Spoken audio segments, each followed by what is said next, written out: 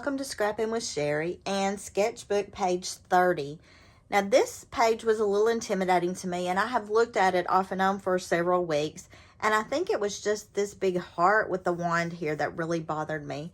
And I kept having to remind myself that this is just inspiration. This is not a have to do it this way kind of page. And so I finally come up with an idea that really grabbed my attention. Now I'm going to be using a Fab paper from the Birthday Bonanza collection, and you can see on the idea that the border is down a little bit and mine is on the top here. That's easy enough to switch just by cutting off a little on the bottom, and I'm cutting off about 2 inches, give or take. I didn't measure it exactly, but all I'm going to do is flip that around and replace it this way. So I've pulled my border down just a little bit. And already we're starting to see the sketch come to life. Now, to stick those together, instead of using a whole piece of paper on the background, I'm going to just use welding strips. And I found this little piece of cardstock that I had left over. I'm just going to cut a couple of little strips. And I'm going to use my regular tape runner. Let's get that sketchbook out of the way. And I've got these papers just butted up right against each other. And I'm just going to run a little tape runner down that seam. And then stick these strips over that. Now, you don't necessarily need 2 big strips. I just happened to pull this sheet of paper because it was kind of a scrap and I wanted to use it. And I'm just covering over where I taped those together. There's nothing magical about that welding strip, except it's going to hold these pieces together until I put them on my scrapbook page. Now, it does show a double border, a top and a bottom. And remember, these circles are strictly to let you know there's a border there. It's not to show you exactly what you need to use. I don't have to use circles there. And I love the Rick Rack border. The Rick Rack Border Maker cartridge that goes with the Border Maker system. And I'm going to be using that just to cover this seam here. Now, when I was looking for paper, I have about maxed out my Birthday Bonanza collection. I have used so much of it. But I found this popsicle paper that was from a summer collection a long time ago. And look at how perfectly the pinks match. Even the variation colors are the same. And I feel like when I cut this Rick Rack, you're not going to really be able to tell it's a popsicle so much as you're going to see that the variation colors are the same. But let's try it and see what it looks like. Now, why did I go with pink on this instead of one of the many other colors that are in it? Mainly because these are pictures from my granddaughter's birthday, and she had on pink. And partly because this is the piece of paper I found that matched. I mean, sometimes you just do what you got to do, right? Now look at that. When you look at it, you don't automatically see popsicles anywhere on it. All you see are the variations in color with that pink. And that's what I was going for. Let me dump this garbage and we'll just stick that down real quick. We're going to use our repositionable tape on that. And you could bring out any of these colors. I mean, the pink just happened to work well for me. But it would be easy enough to bring out any of those colors using other papers. I'm just kind of on a mission to use up some of these scraps right now. All right, so we've got a border and a border. We've got this border going on. We got this border going on. The only other major thing in this is this big embellishment here. Now, I don't need this big wand. I don't necessarily need a big heart embellishment. But in going through some of my mats that go with this Birthday Bonanza collection, I found this Oh Happy Day, which I felt like was really appropriate for her birthday party. Now, it's got it on the front and the back, so it doesn't really matter which direction I go on this. But I'm going to fussy cut this, and that just means I'm going to cut around the outside edges a little bit. One of my good friends calls it cussy cutting because it makes her frustrated to do this. Not necessarily my favorite thing to do, but I looked and I just didn't have a Creative Memories cutting system template that would do this well enough to get it as close as I want. Now remember, I'm all about putting these pictures on the pages. So I don't necessarily want a giant embellishment here with a couple of pictures. I want several pictures with a smaller embellishment. Speaking of embellishments, several of you mentioned in the last, I guess it was the last video, maybe the one before that, where I had said, well, I didn't have any embellishments to match, and you were excited about that. Several of you said, yeah, it needs to be about the pictures, and I agree. That's why I started doing this, was about my pictures. I do love some pretty embellishments. I love clustering some stickers and embellishments and making a pretty design. But when those things start taking away from your photos instead of enhancing them, it may just be too much. What do you think?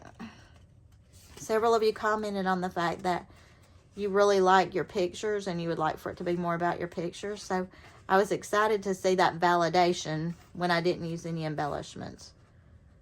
And I know we're not necessarily about what is the most cost effective, because we love buying supplies, but sometimes it's just more cost effective to use your papers and have them look pretty with your pictures rather than using a lot of extra stuff. And if it truly is all about your pictures, then use your papers to enhance your pictures and get your pictures on there. That's what it's all about, right? All right. So I fussy cut that. That just means I cut around the outside edges. Nothing magical or spectacular about that, but it's done. And I'm going to put that way up here. And you can see there's some blue here, but because there's a little border around that, it leaves me a little space. That also kind of mimics the fact that we've got a big embellishment here. Now, I know y'all are going to laugh at me when I say this, but I am going to keep this right here because I love that stripe, and I may use that in a minute. But let's look at how we're going to lay out some pictures on this page. Now, the original idea has two pictures. They were 4x6s horizontally, and they've cut them down to 5 by 3.5. So my pictures for this particular page are not even necessarily my granddaughter on all of them. I really want to get all 4 of these pictures on this page. So let me pull out my personal trimmer and just see what we can do. Now we're going from 2 pictures on their page to hopefully 4 pictures on my page. Now I'm using mats from the Birthday Bonanza mat pack. This one is actually a 4x6 mat, so I need to cut this photo down just a little to help it fit onto that 4x6 mat. And I'm actually going to cut off this light right above the head there. And you can see this mat even has a design on it, but it's easy enough to cover up those designs. So don't get all caught up in, oh, I can't use that, that's a title block, or I can't use that because of whatever reason. You can always find a way to make the mats work. And I like the fact that the colors are very complementary with what you got going on because they come from the same collection. I know I preach at you often about using the same collection, but it does make such a big difference in the look of your pages. Now this mat, I'm going with this green because of my son-in-law's shirt. It is a 4.5 by 6.5 mat, so I don't even have to cut that photo down at all. And this is a journaling mat. Again, a different color on the back, but a journaling mat. When you stick that picture on there, it just covers that right up. And I might trim this mat down just a little bit if I need to for space, but we'll see what happens in a minute. Now, obviously, this picture has a lot on the top that could go, so I'm going to go ahead and trim that off. You know, sometimes we've got pictures that have such tall boys in them, but then a lot of ceiling showing because the way I've taken the picture. Our mat is a little bit larger than our picture, but, you know, we've been working with that with our white pictures, our pictures that we had matted in white initially. And all you got to do is cut that off and slide it down. So you can see this fits on here pretty nicely. All I've got to do is add that border back on the top of that, and we're good to go. See, I told you you could use these mats. Now, what I see in my own customers is they very rarely buy the mat packs. And that makes me sad because the designs in the mat packs are not always exactly the same as the papers. So it's almost like having extra prints. And I think that's a lot of fun. The mat packs also can serve to help you have extra embellishments if you want to take the time to do some cutting. So I feel like the mat packs are a really good value. Let's see, I've already gotten 3 pictures on this page. And this one, I think I had stuck down to use for something, or maybe it just stuck to something in my bag, but we're going to cover that up too. And I pulled that color just because of this blue right here in my mother-in-law's sweater. So this was my granddaughter's birthday, and this is her. And she had both of my parents and my mother-in-law at her party. So 3 of her great-grandparents got to come to her 2nd birthday party. That's pretty unique, I'm understanding. A lot of people just don't have family that live close enough to come or in good enough health to come or whatever. So that was pretty exciting to us that we were able to have so many family members at her birthday party. I'm going to trim this mat down. I mentioned that I probably would, and I think it needs that.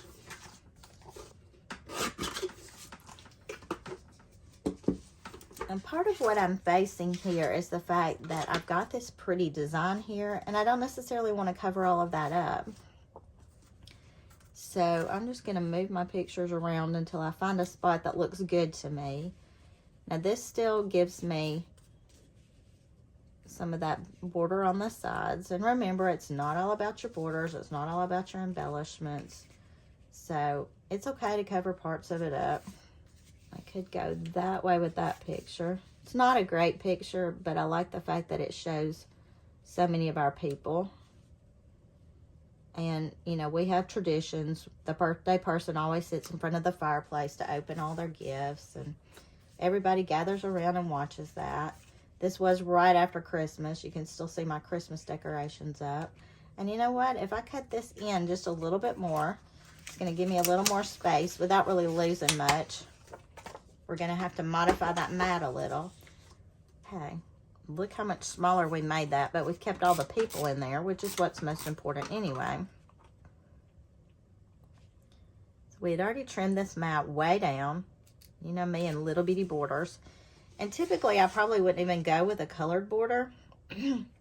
But since this is the Birthday Bonanza collection, you know, I just felt like it needed that extra color. And all I'm trying to do here is just line up that outside edge to make it consistent with my other edges I've got.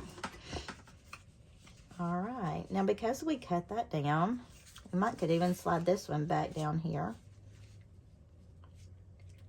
and group our pictures a little more closely. Oh yeah, look at that. I'm going to cut just a little more off of this one, and then I think we've got a page. Now, you know me, I'm not really good at doing just one pagers, and this is going to be a 2-page thing. But the second page, I'm going to do just like this one. So I'm not going to show you the details on doing it, but I will post the 2-page spread on here so you can see what I ended up doing to make it a 2-pager. Let's go ahead and stick these down, and then we'll have 1 page done. Now, on the opposite page, I will be carrying across some matting using some of the mats from the Birthday Bonanza collection. I won't have to redo that big embellishment because it's kind of in the center of the page, so it works for both sides. But we do still have some space here, so I have to go back and see if I can find any more Birthday Bonanza stuff to put here. And we'll just stick this down. Oftentimes I would use foam squares on that, but I don't think that's really necessary. And going back to our initial sketch, they had this wand coming down. Well, because I put a little balloon up there, I'm just going to do a little tie here. And I'm just going to let the line of the balloon come down. So, I've kind of added some detail for this, but not all of it. They've got their journaling here. I will probably do, well, I could go either way. I could journal down here and just leave that clear. And I had this left over from this mat. I had this piece left over from this mat. And those would make cute little banners along the top. That would give me a little extra something without being too much. That's why we save those pieces of scraps. Let me get my banner punch, and then I will finish that up. And this was that 3-in-1 ribbon punch that came in a secret box a long time ago. These did become available again. I'm not sure if it was an advisor exclusive or if it was available to everyone back in December, I think. And so I ordered some extras of these because this is one of my favorite punches. And if you watch the Creative Memories blogs, they use these little flag things a lot. And I really like the look of it. I feel like there are so many times it just finishes out the layout. Now, I was looking at some comments the other day, and some people said something about titles. When I first started doing Creative Memories, we kind of felt like we had to have a title for every single page, and we killed ourselves over titles. You don't necessarily need a title. This kind of works as a title. And this is a continuation of several pages of her birthday. So it doesn't really need a lot of extra stuff. Really just that journaling I mentioned. That we've got the great-grandparents. We got the nephew home from the army. That's about all I need on this. So I'm going to call this page finished for now. I'm going to finish the coordinating page to go across from it. And we will have both of those pages shown on the video so you can see what the 2-page spread looks like. I'll also do my journaling down here and finish these pages up and get them ready to go in the album. So join us next time. We'll be on page 31 in our book. We are moving right along. And until then, happy scrapping.